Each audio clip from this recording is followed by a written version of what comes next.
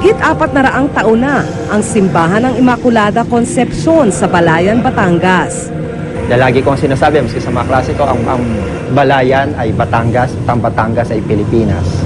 So kung ano man yung mga naisusulat, kung ano man nangyari dito nung mga panahong yon, ay part siya ng buong kasaysayan ng buong Pilipinas. Ito ay National Cultural Treasure o yaman ng bansa. So, ang National Cultural Treasure naman ang pinakamataas na kategorya ng deklarasyon natin sa pagpapahalaga ng heritage. Ibig sabihin, napakataas ng quality at ng value ng arkitektura niya o ng mga disenyo niya, mga nakakabit sa kanya, o kaya kakaiba siya for a certain period, o kaya valuable siya bilang characteristic ng isang period.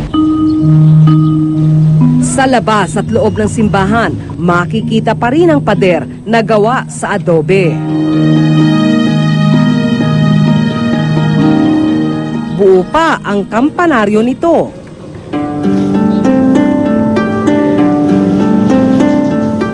Tulad ng ibang lumang simbahan, nandito pa rin ang orihinal nitong pulpito.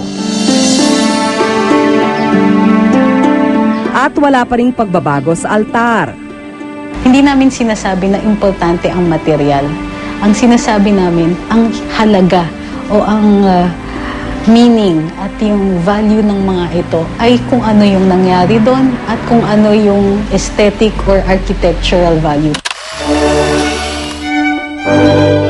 Ito ang pinakaunang simbahan sa Balayan.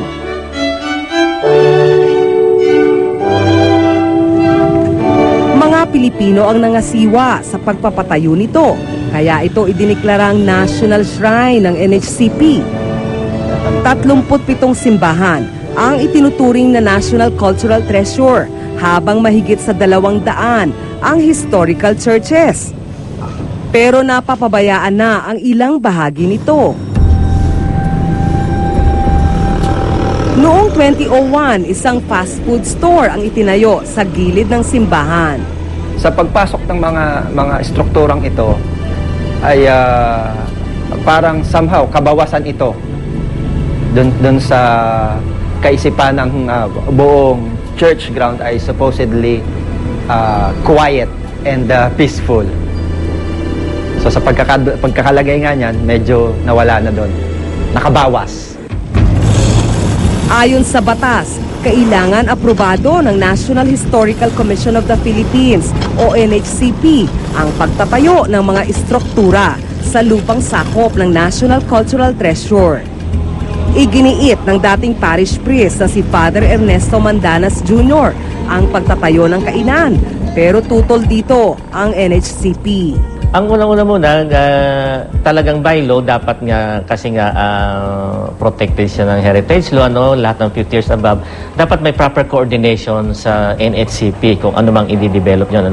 So, katulad nga ng nasabi ko, we are not against development, however, may proseso.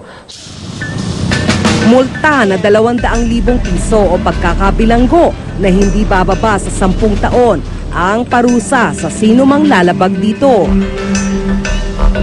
Naging paradahan at terminal na rin ng FX ang harapan ng simbahan.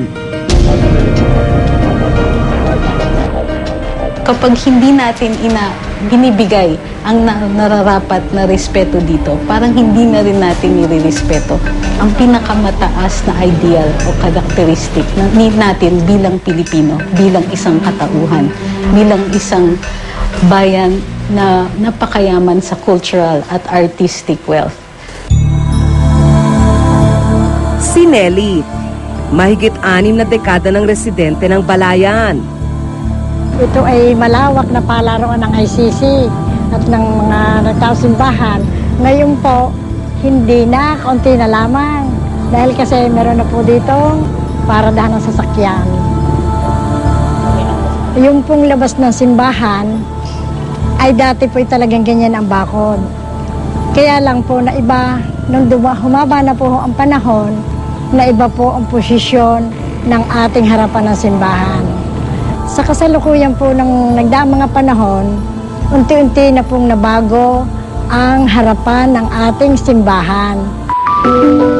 Nitong Agosto, nalaman na tatayuan ng isang supermarket ang gilid ng simbahan. Ayon sa parish priest na si Father Edgardo Pagkaliwangan, aprobado ito ni Archbishop Ramon Arguelles ng Diocese ng Lipa. Kapag nasira, ito ay isa ring pagbura, pagpawi ng aming kasaysayan. Kung matutuloy ang plano, matitibag ang dating kumbento at paaralan sa gilid ng simbahan. Patuloy ako'y nalulungkot kasi po yung ikang matandang tahanan ng pinagmulan ng karunungan dito sa ang ibang taong balayang matatanda na nangamatay na ay para pong nakakalungkot dahil sa panahon ho ngayon dapat hindi masira yung dating building na nakatayo. Noong Agosto, sumulat ang mga taga-balayan kay Archbishop Ramon Arguelles at sa NHCP para pigilan ang pagtatayo ng supermarket.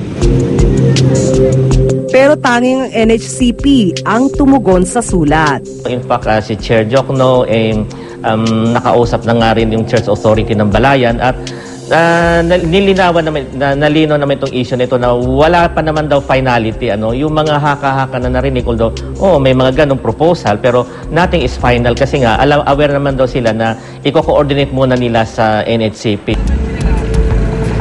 Gumawa rin ng signature campaign ng mga taga-balayan sa pangunguna ng Pamilya Lopez noong Setyembre. 6,000 plus signatures in and out of Balayan, out as far as abroad. At hindi lang, ang nakakatuwa nito, hindi lang nakakita ng kahalagaan ng pinaglalaban namin, hindi lang mga taga-Balayan. Marami ring mga taga-ibang lugar na sinamahan kami sa laban namin. Malaki raw ang bahagi ng simbahan ng Balayan sa mga taga rito, kaya naman kailangan itong pangalagaan. Simbolo ito ng aming buhay. Dahil alam naman natin ang buhay ng isang Kristiyano magsisimula at magtatapos sa simbahan. Bibinyagan kami sa simbahan, ikakasal, mga first communion, ikakasal, at hanggang sa huling yugto ng kanyang buhay, ang huling hantungan niya pa rin simbahan. Nababawasan daw ang cultural value o halaga ng simbahan kung matutuloy ang pagtatayo ng supermarket. Parang itong singsing, kung meron kang diamante, kung didikitan mo yung singsing mo ng tanso o ng mga pangit na karagdagan, right? Tanso na rose or mga animal figures na nakapaligid dun sa diamante ng singsing mo, mapapansin pa ba yung diamante?